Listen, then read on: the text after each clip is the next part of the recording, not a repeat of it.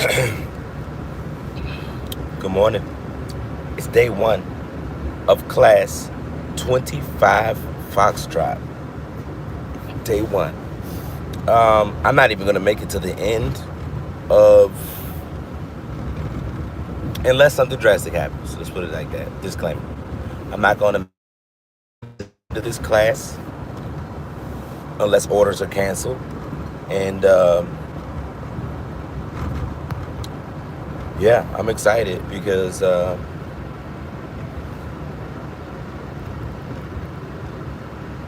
I am this close to new assignment, new home, um, new, new. I remember one time I was on live when I just saw myself kind of like at that angle. Uh, they say I look like George Floyd. Like, all black people don't look alike. One, George Floyd was a, let's call him mahogany colored man. I am more of a chestnut colored man. But then when I was looking at myself, I was like, outline? I can actually see it based on the outline. Like, you got a point there. Like, when you say look, maybe resembles or something, but I can actually see it. Like, head shape a little bit, I could see that. But yeah, so anyway, I'm all over the place already. Day one, I'm not actually teaching a flight. I'm not running a flight. Let's call it running the flight. But I just remember when I would ask for like assistance, when I would ask for help, usually it'd be like a day before, or maybe 2 days before. But I was always met with silence. And so the previous operations officer in the unit used to, and disclaimer, these are my opinions, my views. I'm not going to speak disrespectful or contemptuously of anyone. State the facts and draw your own conclusions. But anyway, the previous DO, he would, if you told him that you needed something, he would legit go out and he would find the people and he would make it happen. And to me, so DO, I don't know why it's called DO. Maybe I should look that up. Maybe I should know that already. It's Director of Operations. I get that. But really, it's operations are, it depends on what operations are based on the context of your unit. And so for us, our operations are teaching classes. That's literally the business of what we're doing. Teaching students, helping them to become joint warfighters, and going back to blah, blah, blah, mission. But the operations officer, the guy that was responsible for making sure students were taught, he would actually handle the moving parts. So every class has X amount of flights. Let's call them 11 flights. 11 flights of 14 or 15 people. It just depends sometimes. And every squadron has more than 11 instructors. And so what happens is you have some instructors that are quote unquote on the bench. And so the operations officer, the previous one, he would just say, oh, you need some help? Got you, don't worry about it. And then you could take care of whatever you needed to take care of. And they would make sure that the operations were going to keep running smoothly. New operations officer says, nah, I ain't doing that no more. I know that might happen in the past, but you figure it out. And so for the most part, when you have experienced people and people that have worked with each other, they can figure it out. They know who has similar teaching styles. They know who's kind of like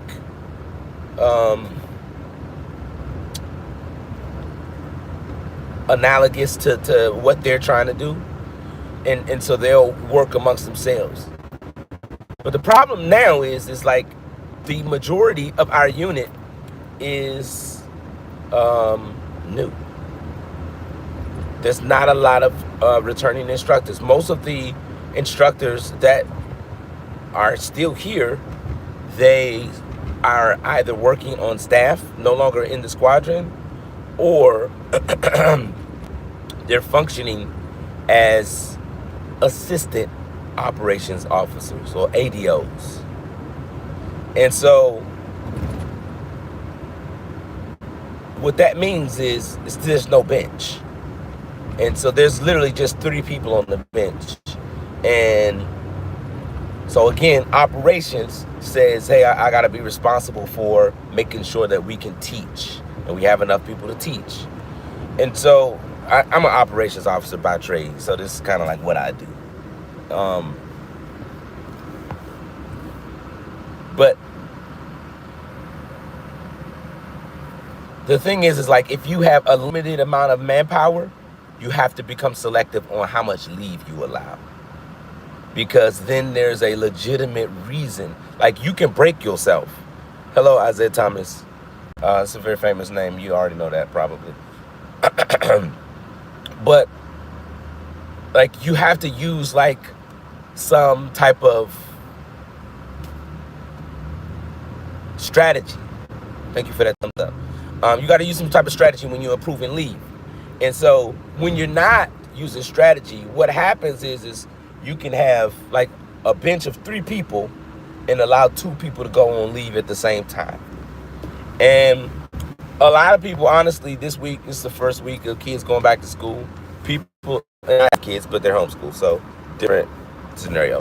But a lot of people are just taking off because they want to, see their kids off to that first week of school. They want to, be in their pajamas and drinking their coffee and bye baby, or drop them off at school. They want to do that, and that's fun. But the thing is there's a cost attached with that. And so the cost is you got me, an officer that is leaving in almost less than 30 days, still running and still having to teach.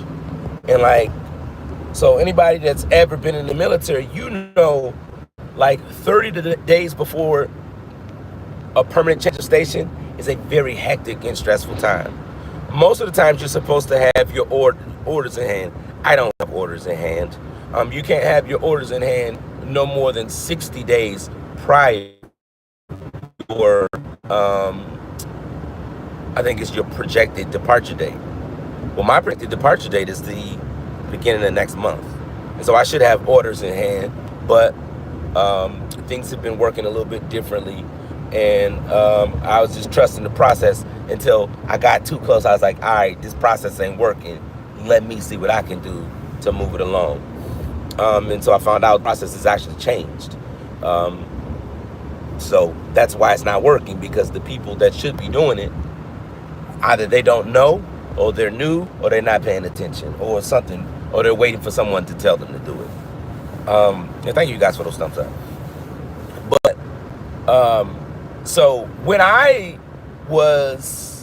we were transitioning from the operations officer, the old guy, to the new guy, I was asking for help, and I could never get help. I would be just met with silence. It would be crickets, nothing. And this was the old group. In the old group, it turned out like their representative came to me and he was like, people are less inclined to help you because essentially, and I'm putting in my words of what I heard, because you are not doing things the way we would do things. And since you're not doing things the way we would do it, we don't believe that your request for help is valid. Never mind, doctor's appointments, emergencies coming up, none of that matters. You figure it out. Because again, if you don't fit into what we think is valid, we're not going to support. And that's a bad place for a unit to be. And that's why it's important for an operations officer to have that pulse of what the unit is thinking, what's the unit is feeling. I'm not going to say that. This is not one of those channels where you stick a coin in the monkey and the monkey does what you tell him. This is not that. So I think your name is Miras. I don't know Russian. I tried to learn the language. I know the M is an M. Backwards N is Ya. Miya Ga. She. Me. I don't know. Miax. I don't know. Maybe you could give me the English or the romanization spelling for that, and I could say that, but I don't have it. But anyway, so I was just like,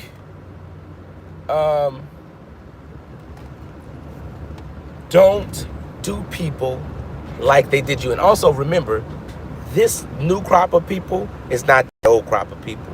So let that go. Let it go. And I have to constantly tell myself that. Let it go. But it was just curious to me because although we have 3 people on the bench, in the first... So today is the first day. I'm already subbing in for somebody. And that's no problem. I'm teaching 2 classes today, which is probably about 3 hours worth of instructional time. And then, in addition to today, I have something tomorrow that I'm going to have to fill in for. I have something on Monday that I'm filling in for. I have something on Tuesday that I'm filling in for. And I have something on Thursday that I'm filling in for. That was, by my count, 5 different times. In like 6 days, I will be teaching 5 times. And that is not how the bench used to work. But again, people are taking leave. Leave is being approved. And it's like, hey, guy, we know that you're leaving, but get to work. And typically, it's like this unspoken thing, like in a unit. And sometimes, hello, Drake, just sometimes it's good for you to get the expectation and to not assume. Now, I know historically in the squadron what used to happen. But again, there's a new operations officer and a new sheriff, basically a new sheriff in town. And typically in operations, the commander is going to defer to the operations officer. They stay in sync, but hey, you got the ops and I got the personnel and the command stuff. And so for me, my thing right now is just to highlight, like, hey, yeah, I'm putting the phone down. Apologies, because I'm getting ready to go through this gate. I gotta be hands-free. And so my mindset right now is like, it seems like the squadron's position, just based off of how things are being run and how I'm being tasked, that the expectation is that I'm going to be subbing right up to the point that I'm leaving.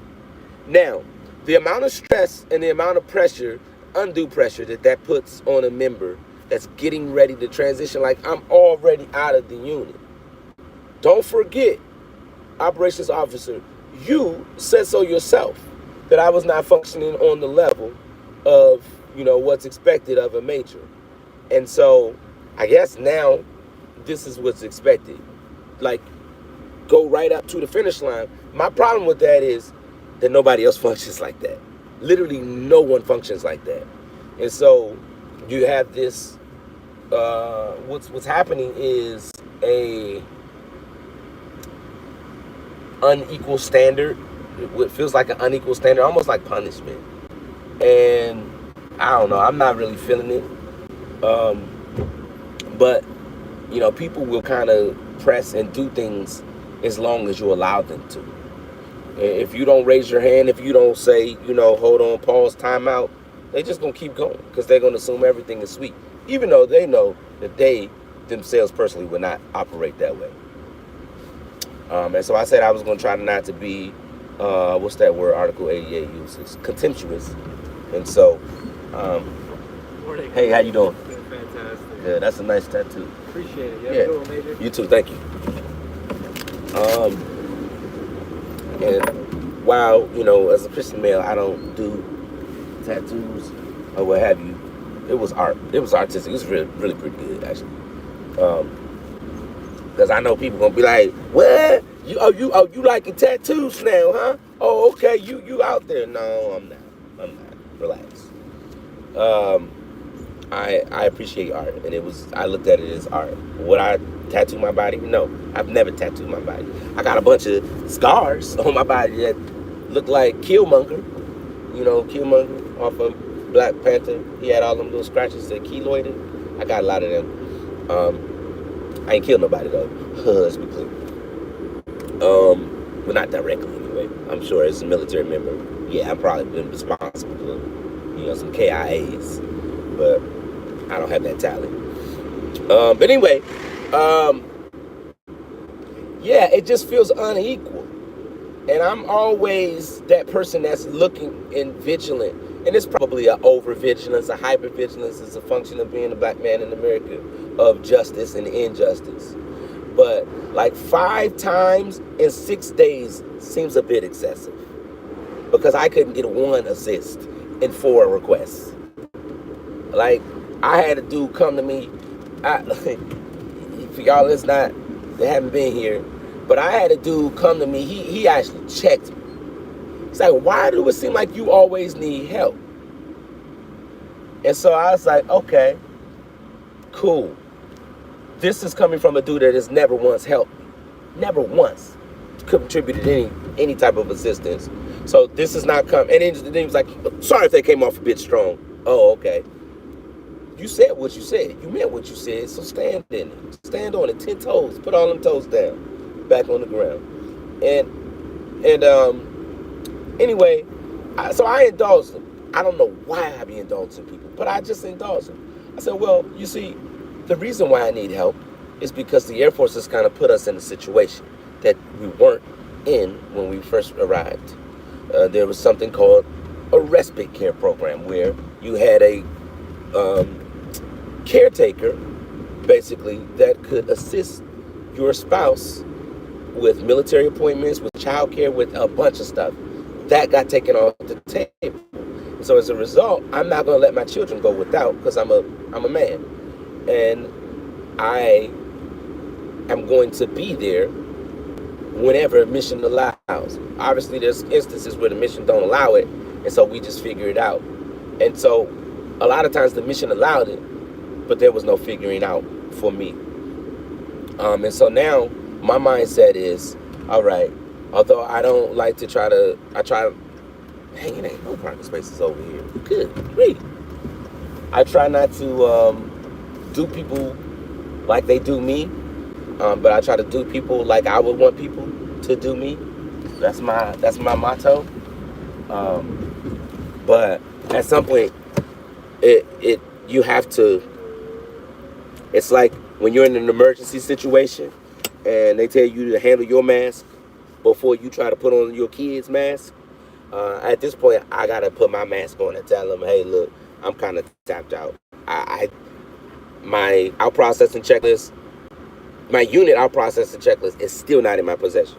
I have the overarching checklist, but I have to make progress on that, and I don't have a lot of time. And so I know you guys want to look at me as a usable piece until I depart, but I think it's time to modify that expectation.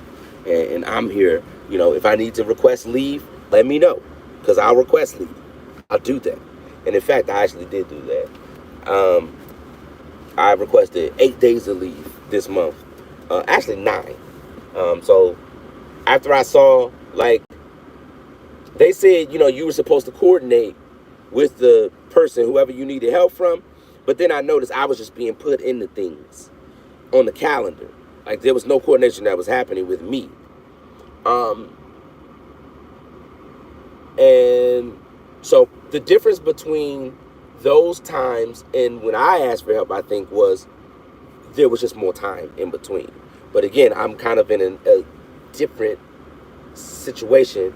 And so maybe different situations call for different considerations. But that wasn't necessarily afforded to me. Whatever. Water under the bridge. Anyway, y'all, I did not want this to be a critical / complain. When you critical, I feel like I'm complaining. But I hope that is not the tone. And I hope the understanding is a lot of times when I be on here, I'm vlogging. I'm not even really talking. to the people that's in the chat. There'll be times where that number will say 0 and I still cook. Because what I do this is actually a mindfulness exercise. Because a lot of times you don't know how you feel until you start talking. Because we good for like pressing feelings down, especially in the military. Military tells you press it down, put all that stuff to the side, focus on the mission. They say mission first, people always. But the thing is like it can't be mission first if your people ain't together. And so my people not together. You know, I gotta gather up 7 dependents. It's all on me. I gotta get, when my house gonna get in order.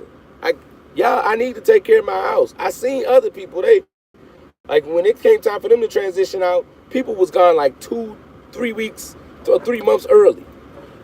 It feels like. But for me, it's like work till the time you leave. Oh, by the way, no stratifications for you, because you're trash. You're bottom third. You're not even middle third. You're bottom of the pack. But thank you for your service. Get out of here. Maybe that was a little bit critical. That was a little bit critical, a little bit negative. But I haven't had any food today. I'm probably hangry. So we'll blame it on hangry. I got to run in here. The commandant's about to have his first thing. I'm going to see what he's going to say, see what he's hitting for. Y'all have a blessed one.